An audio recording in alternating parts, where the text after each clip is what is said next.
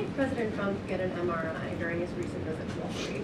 Look, as President Trump said, he would inquire with the physicians. I'll check back on that.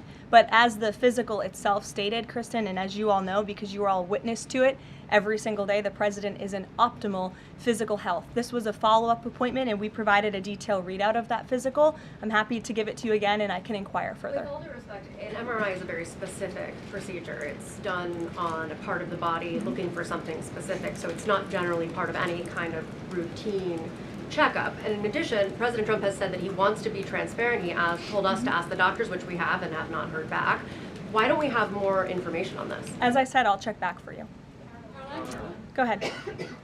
Karoline, can you update us on the mediation efforts this administration is leading in Sudan, trying to achieve a ceasefire there? Sure, yes. The United States is actively engaged in efforts to bring about a peaceful resolution to the terrible conflict in Sudan. We remain committed to working with our international partners, including Quad members, Egypt, Saudi Arabia, the UAE, as well as others, to lead a negotiated peace process that addresses both the immediate humanitarian crisis and the longer-term political challenges. I actually spoke with Secretary Rubio about this morning, as of course there's been, kind of an uptick in recent reporting on the matter, and he assured me that the administration is very much engaged. We're in pretty frequent communication with those Arab partners that I just mentioned, and we want to see this conflict come to a peaceful end, just as we have with so many others, but the reality is it's a very complicated situation on the ground right now. Karoline? Yes. Hi, yes. Just trying to go back into the subject of Mexico. Is the Trump administration planning to send U.S. troops to Mexico to combat drug cartels, as reported by other outlets? That's not something I would confirm from this podium if it were happening, so I will not comment on that. Eamon. Thank you, Karoline.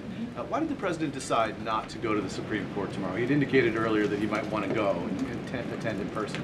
Yeah. And now he's saying he's not going to go. Why? The president did have an interest in attending the Supreme Court hearing tomorrow, as I just expressed how important it is to him, the administration, and the country, this case. But he is traveling to Miami tomorrow, as you all know, to give an economic address with the mayor of Miami and many global business leaders to talk about his historic success with the economy over the past 10 months and talk about sort of where we are headed as a country in terms of our economy. So he'll be traveling tomorrow on the road in Miami. That's why he won't be here, but Secretary Scott Bessent will be in attendance at the hearing tomorrow at the request of the president.